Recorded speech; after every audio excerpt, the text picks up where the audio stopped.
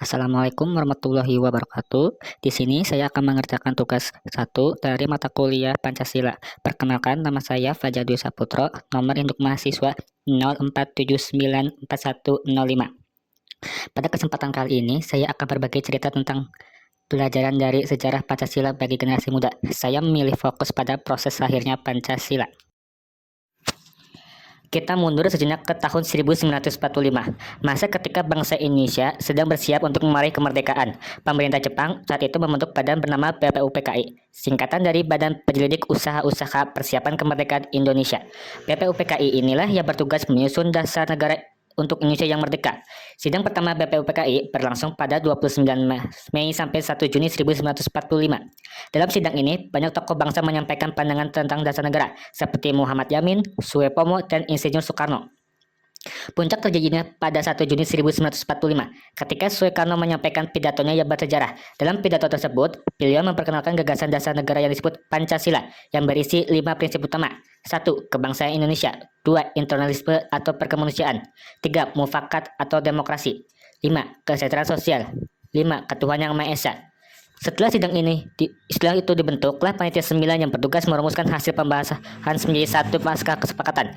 Dari panitia inilah lahir Piagam Jakarta pada 22 Juni 1945 yang menjadi cikal bakal pembukaan Undang-Undang 1945. Beberapa waktu kemudian, pada 8 Agustus 1945, sehari setelah proklamasi kemerdekaan, PPKI, Panitia Persiapan Kemerdekaan Indonesia, mengesahkan UUD 1945 sekaligus menetapkan Pancasila sebagai dasar negara Republik Indonesia. Dalam perjalanan panjang tersebut, kita bisa melihat betapa kuatnya nilai-nilai musyawarah, persatuan, toleransi, dan semangat kebangsaan. Para pendiri bangsa berasal dari belakang yang berbeda-beda, agama, suku, pandangan politik. Namun mereka memiliki satu tekad yang sama, mewujudkan Indonesia merdeka dan bersatu. Nilai-nilai yang selaras dengan Pancasila. 1. Ketuhanan yang Maha Esa, tercermin dari semangat spiritual dan moral bangsa. Kemanusiaan yang adil beradab, terlihat dari keinginan menghargai perbedaan. Persatuan Indonesia menjadi dasar untuk menyatukan berbagai golongan. Kerakyatan yang dipimpin oleh hikmat kebijaksanaan dalam pemusatan perwakilan tampak jelas dari proses sidang dan pemusatan BPUPKI dan PPKI. Keadilan sosial bagi seluruh rakyat Indonesia menjadi tujuan akhir dari perjuangan bangsa.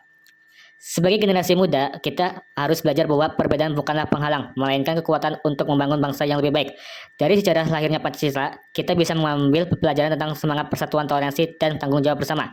Nilai-nilai ini tetap relevan sampai sekarang. Di tengah dunia digital dan arus informasi yang cepat, kita tetap perlu mengamalkan Pancasila dan bersikap berbicara dan perilaku di media sosial maupun kehidupan sehari-hari. Pancasila bukan hanya dasar negara, tapi juga jiwa pedoman hidup bangsa Indonesia. Mari kita jaga semangat itu dan terus amalkan Pancasila sebagai